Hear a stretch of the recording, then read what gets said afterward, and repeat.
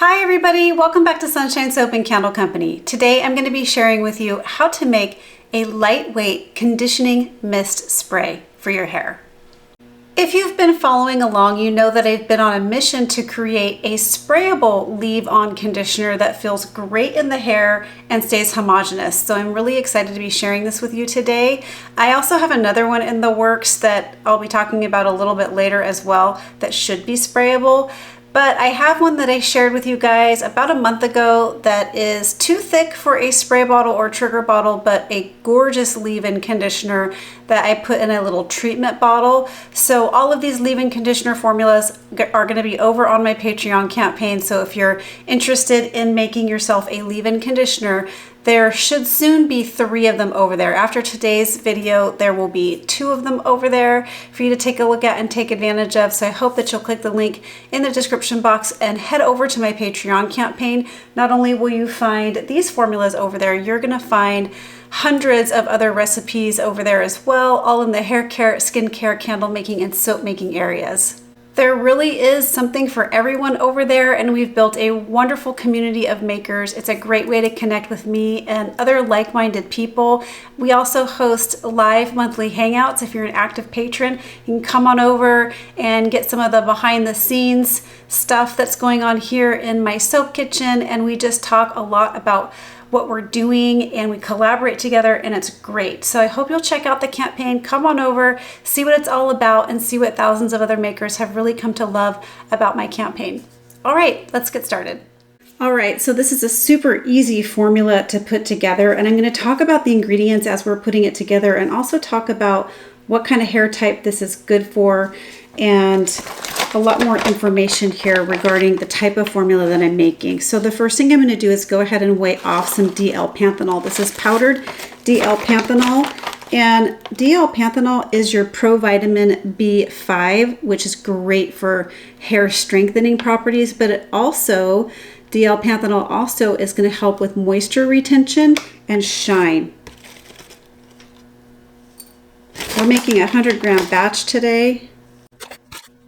Now, part of the issues I was having with a sprayable leave-in conditioner was that they would be stable for a little bit and feel great in the hair, but then they would come apart and the emulsion would break apart and it wouldn't be stable anymore after some time. So I have reduced the oil phase down in this formula to practically nothing.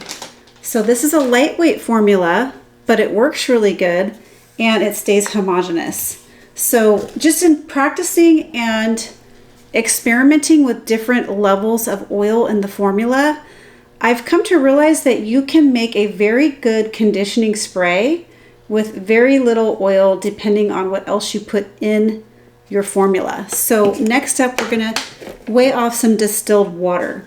The distilled water is the bulk of the formula. Okay.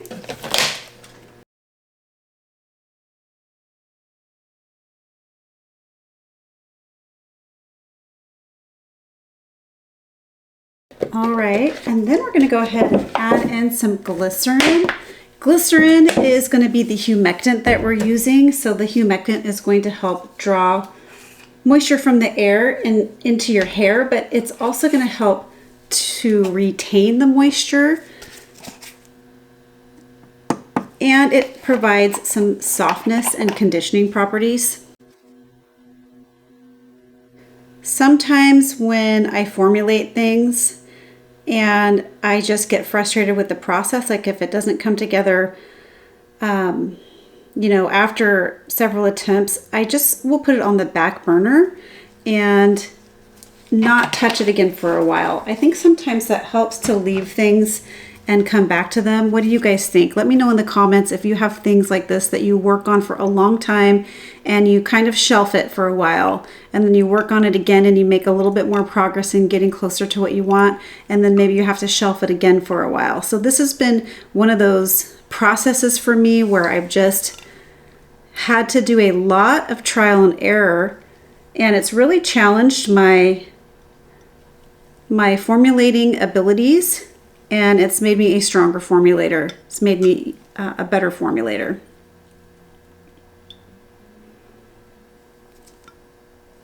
Let me know in the comments if there's anything like that that you have been working on.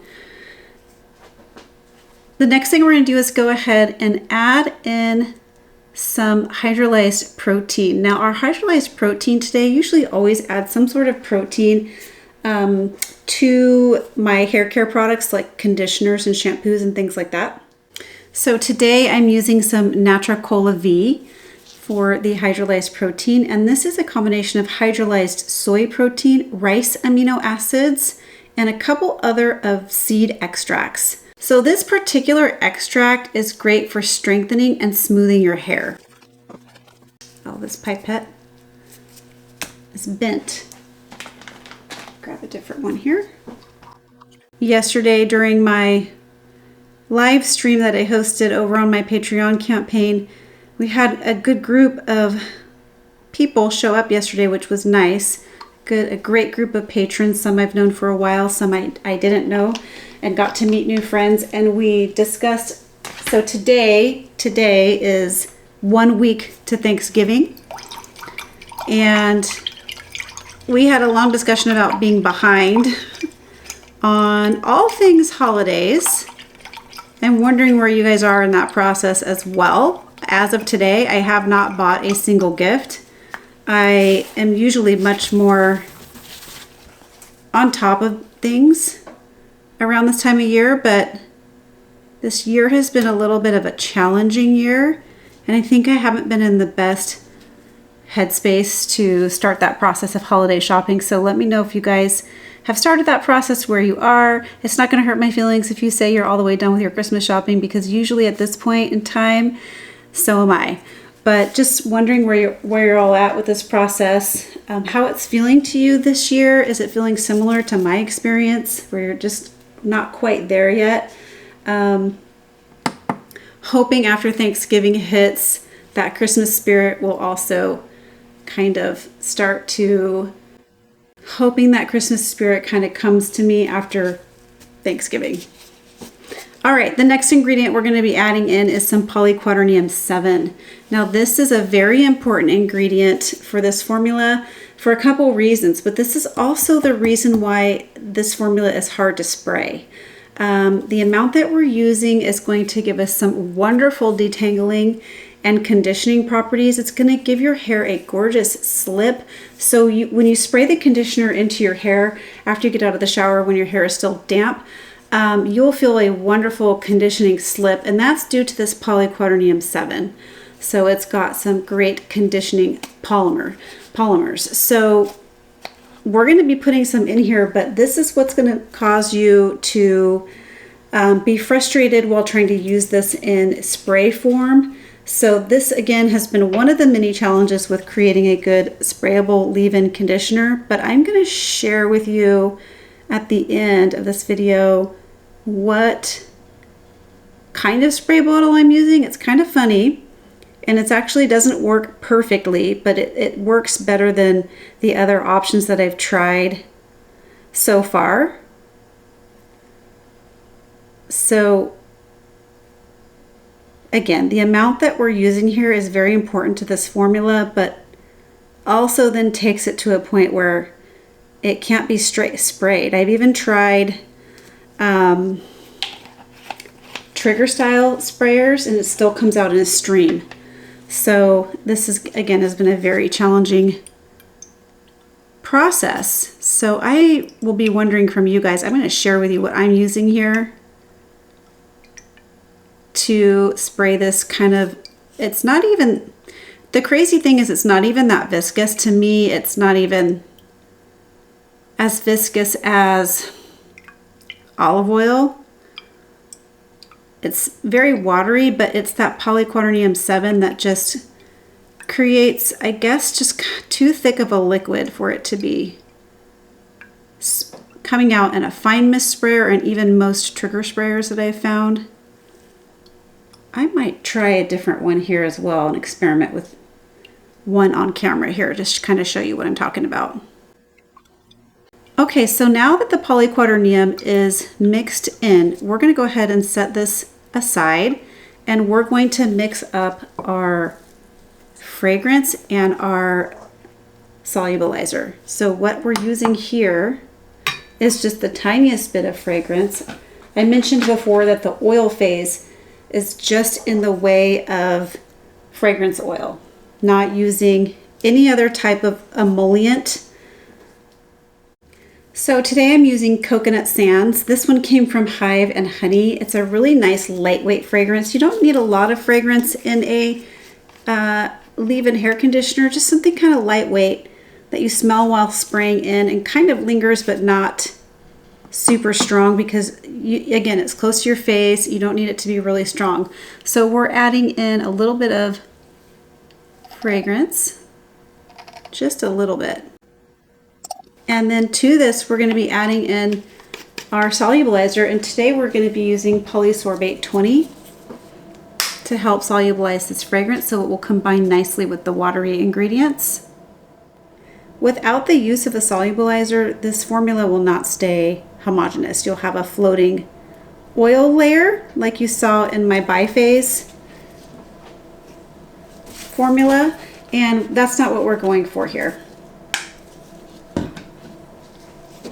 Okay, we're going to go ahead and give this a good stir just to make sure that fragrance oil is solubilized.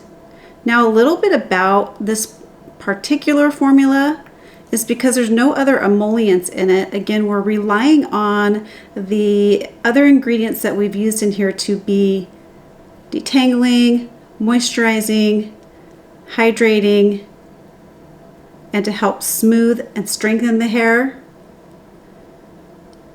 versus using a larger oil phase that would give you more emollients. So if you're someone that needs a ton more moisture, this is probably not going to be the greatest formula for you. You'll want to take a look at my other leave-in conditioner where I've used butter pearls and I think argan oil.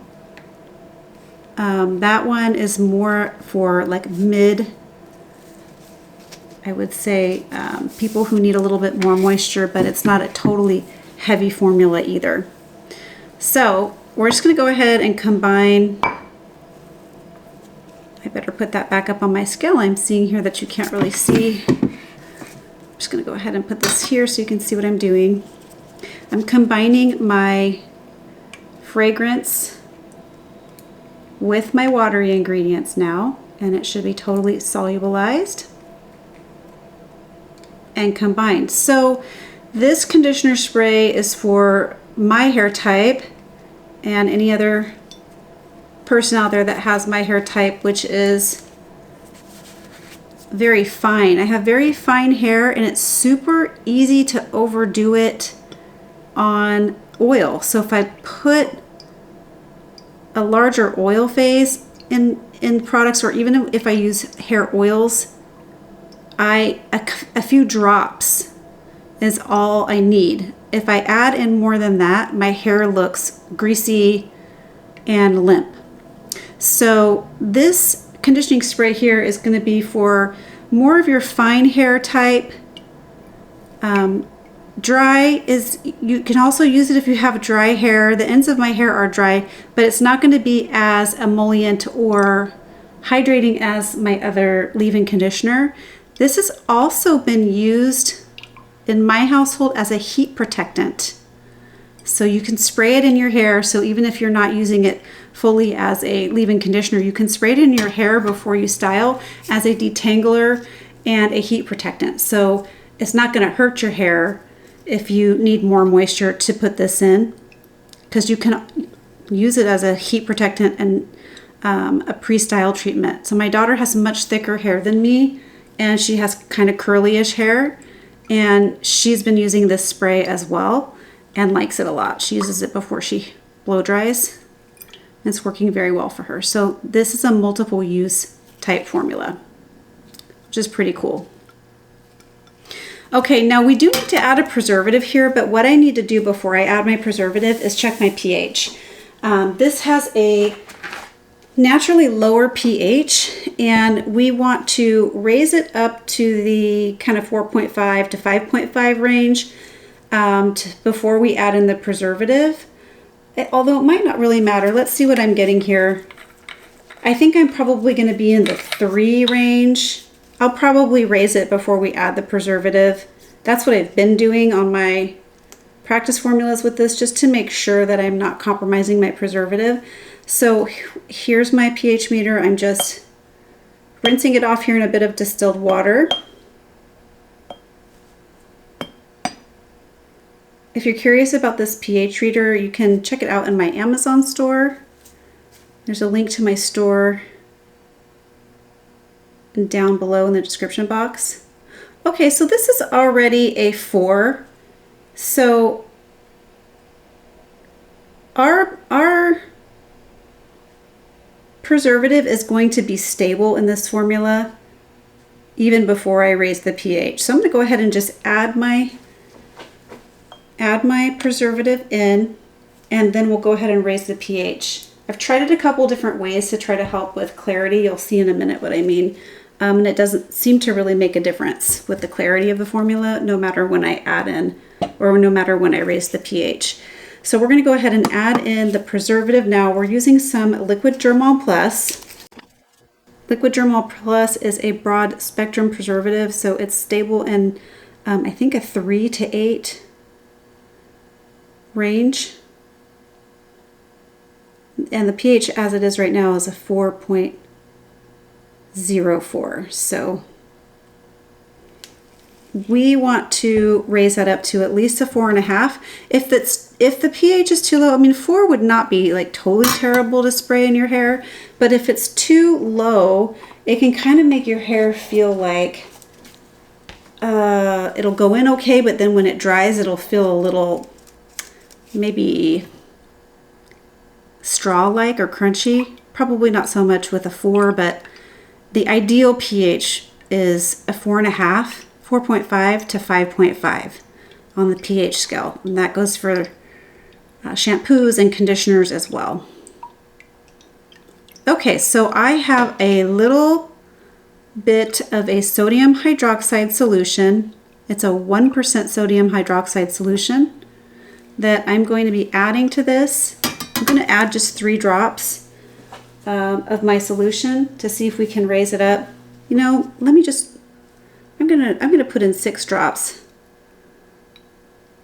So the sodium hydroxide solution will raise it just by adding a tiny bit. So this is again a 1% solution, so a very weak solution of sodium hydroxide to water, and we're just going to add in 6 drops and then test the pH.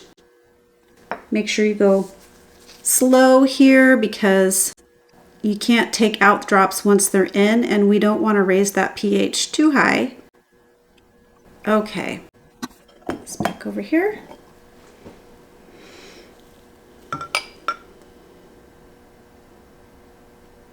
Okay, that's a 4.2. So we're going to go ahead and add in another 6 drops and see what we get. So as you can see, this is a clear formula, but it does not stay that way.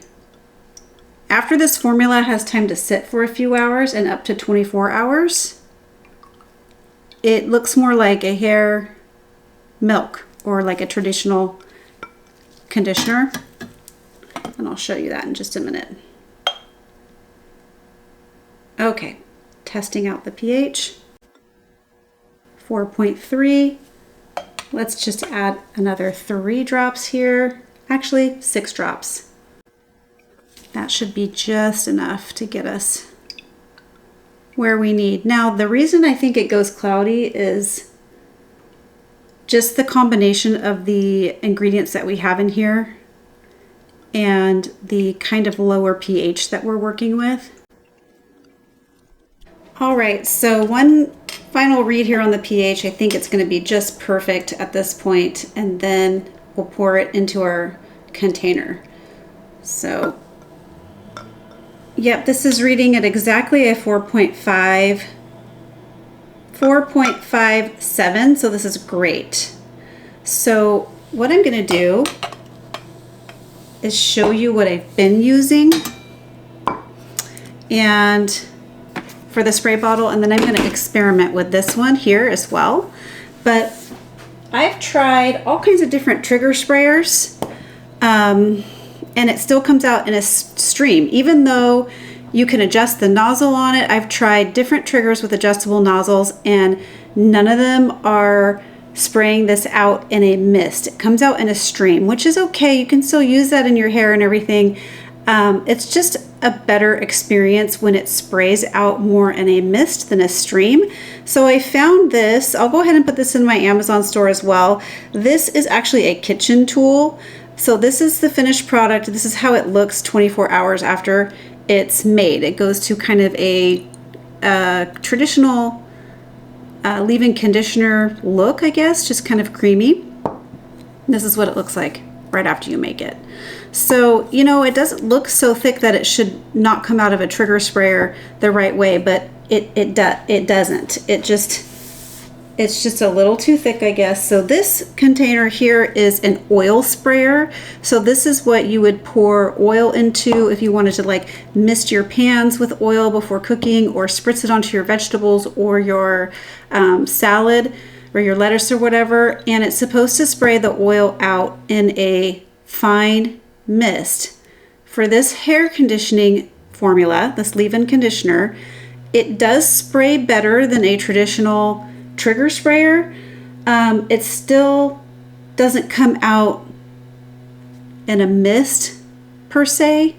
It is more spread out and not one like stream in this spray bottle, but it's still not totally perfect. I have this other little fine mist sprayer. I doubt it's going to work, but I'm going to give it a little bit of a try, a little test here. And then if it doesn't work, you know, I'll combine it with the formula that's already made in there. And I'm just going to pour a little bit in there and see what happens. This is a cute little container as well. Let's see. And much cheaper. This is an expensive container and a bit of an investment. It's glass. I think it was around $22, which is kind of a lot. But I was really like, if it works properly, then, you know, I'll use it over and over again and I'll get my money back on it. But it's okay. It's not perfect. I'll try to spray something so you can see. But let's try this one. I'm going to get just a piece of paper towel here to see what it looks like.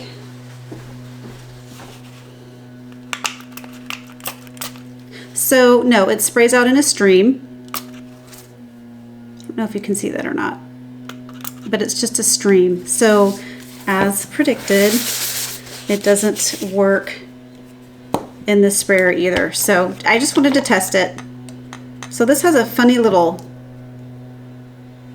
bottom on it that's supposed to help it come out. I'll show you what it looks like to spray out of this one too. But let's just go ahead and add the formula to this. Now this does have a maximum fill rate. Let me just make sure I'm not going over the max fill rate here. Oh no, I have plenty of space. It's all the way up here. So we're gonna go ahead and add in the rest of the formula. So it looks like this container will hold about 200 grams. Okay, so we're gonna go ahead and put that in, then I'll share with you what this sprayer looks like. It's the best one I found. If you guys have found a sprayer, like a sprayer that can spray viscous liquids, let me know. I wouldn't even consider this as viscous as an oil. I mean, as you can see, it's watery, but that polyquaternium 7 is what's making it hard to spray out, even though it's totally homogeneous in here. So this is what this one looks like. Okay, see, this is the best one that I found. It's not a full stream. It's not a skinny stream, but it's not as fine mist as I would like it, but still a much better experience than any of the other sprayers that I've tried. Try that again. See that? Okay, so it works pretty good in your hair. But anyway, all you're gonna do with this is spray it into your damp or wet hair, and actually if you want to spray it on dry hair, you can too. If you want a little refresh and spray it on dry hair, it works that way too. I've given this a try with dry hair, damp hair, wet hair, and the way that I like to use it is to put it in my hair after I get out of my shower when my hair is still damp, and kind of work it through with my fingers and my brush, and it's a perfectly good detangling experience. And my hair is getting pretty long, so I like the detangling properties a lot, and it really makes your hair feel soft and silky, and it adds a lot of shine, and it kind of lays the hair cuticle down a little flat, so it's anti-frizz as well without weighing down your hair. So I hope you like this video. I've worked really hard on this formula. I hope you like the formula. I hope you like the video. If you did, please remember to give it a thumbs up. Please leave me some comments and questions below. That really means a lot to me, and share this video with a friend. Why not subscribe to my channel? All right, everyone. Catch you on the next video. Bye. Keep shining.